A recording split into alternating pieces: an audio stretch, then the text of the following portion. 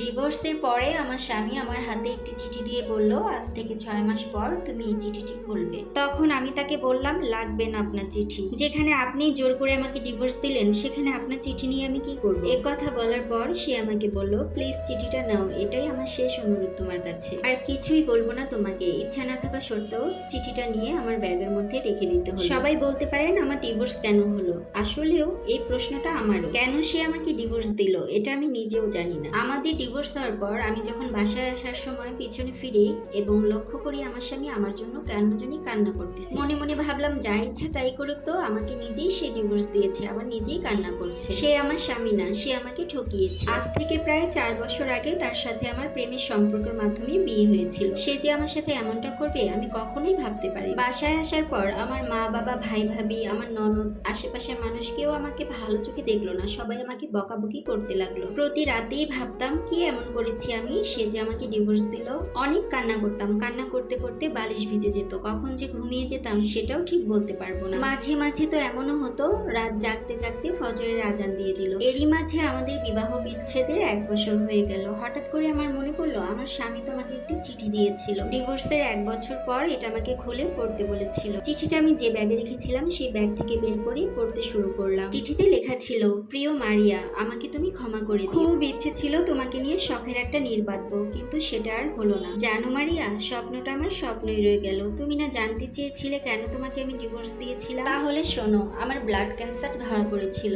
Doctor আমাকে বলেছিল আমি 4 মাস বেঁচে থাকতে পারবো, এরপর হয়তোবা আর আমি বেঁচে থাকতে পারবো না। ডাক্তারের মুখ থেকে একথা শোনার পর আমি আর কোনো কিছুই ভেবে পাচ্ছিলাম না। মনে পড়লো একথা তুমি শুনলে আরো বেশি কষ্ট পাবে। আমি চাইনি তোমায় কষ্ট দিতে, কারণ এই পৃথিবীতে আমার মায়ের পরে তুমি একমাত্র আমার সবচাইতে ভালোবাসার মানুষ, আপন মানুষ। আর এই পৃথিবীতে যদি কেউ আমাকে ভালোবেসে থাকে সেটা তুমিই আমাকে বেসেছিলে। আমার সামান্য একটু অসুখ হলে তুমি দিনের পর দিন আমার জন্য রাত জেগে কান্না করতে, আল্লাহ রাব্বুল আলামিনের কাছে কত দোয়া প্রার্থনা করতে। আর আজ যদি আমি তোমাকে আমার এই অসুস্থতার কথা বলি তাহলে তো তোমার জন্য পুরো পৃথিবীটাই অন্ধকার হয়ে যাবে। আর এই কারণেই আমি তোমাকে ইচ্ছাকৃতভাবে ডিভোর্স দিয়েছি, যাতে করে তুমি আমাকে অনেক অনেক বেশি ঘৃণা করো, তোমার মন থেকে চিরতরে যেন আমার নামটা মুছে ফেলতে পারো। সেই জন্যই আমি তোমাকে ডিভোর্স দিয়েছি। জানো মারিয়া, আমি তোমাকে অসম্ভব ভালোবাসি। তোমাকে ডিভোর্স দেওয়ার পর আমি অঝরে কান্না করেছি, কোনো কিছুই আমার আর করার ছিল না। তুমি আমার চোখে সেই লাল টুকটুকে একটি বউ, প্রিয়তমা স্ত্রী।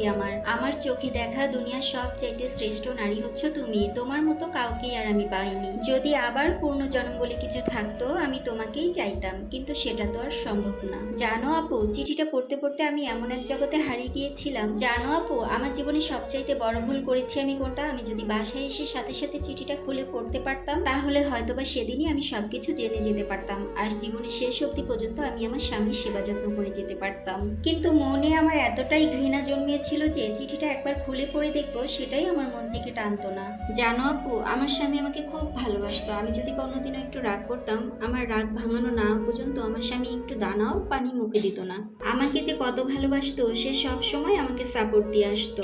যখন আমরা একসাথে কোথাও ঘুরতে যেতাম আমাকে সে আমার পছন্দের জিনিসটাই কিনে দিত, কিন্তু আমি সেই মানুষটার মনটাই বুঝতে পেলাম না। জানো আপু, আমি আজও বিয়ে করিনি, আমার কোনো ছেলে মেয়েও নেই। আমি আমার পরের জীবনটা যে কিভাবে কাটাবো সেই চিন্তা করতে করতেই কোনো কুল খুঁজে পাই না। একটা মেয়েকে ডিভোর্সের পর কেউ কখনোই বসিয়ে খাওয়ায় না। আমার ফ্যামিলি থেকে আমার জন্য এখন পাত্র দেখতেছে। মাঝে মাঝে ঘটক আসে, অনেক সুন্দর সুন্দর ছেলেদের ছবিও নিয়ে আসে। সবাই বলতেছে আমাকে বিয়ে করে নাও। বিদেশি অনেক ছেলের জন্য আমার বিয়ের প্রস্তাব আসে, কিন্তু জানো আপু, যখন আমার স্বামীর কথা আমার মনে পড়ে তখন আমার দুনিয়াটা এলোমেলো হয়ে যায়। আমার চারিপাশ অন্ধকার হয়ে আসে। কিভাবে আমি তার এত স্মৃতি ভুলে থাকবো? অনেক পরিমাণে সে আমাকে ভালোবাসতো, সুন্দর করে মুখে তুলে খাইয়ে দিত, কত জায়গায় ঘুরতে নিয়ে যেত। আমি যদি এখন অন্য আরেকজনের কাছে যাই সে কি আমাকে এমন করে ভালোবাসবে?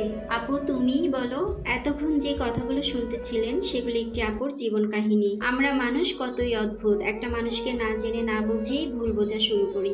আমাদের সবারই উচিত অপর প্রান্তে যে ব্যক্তিটা আছে তার মনটাকে একটু বুঝে চলা, আর সময় থাকতেই ভালোবাসার মানুষটির সাথে সুন্দর সুন্দর সময়গুলো উপভোগ করে নিন। কখন কার জীবনে কি হয়ে যায় তা তো আর বলা যায় না। তো আজকের ভিডিওর গল্প কাহিনী আমার এই পর্যন্তই। আমার ভিডিওর গল্প কাহিনীগুলো যদি ভালো লেগে থাকে তাহলে অবশ্যই আমার ভিডিওতে একটি লাইক, একটি কমেন্ট করে দিবেন এবং সেই সাথে আমার চ্যানেলটিকে সাবস্ক্রাইব করে দিবেন এবং ফলো দিয়ে দিবেন। সবাই অনেক বেশি ভালো থাকবেন। আল্লাহ হাফিজ।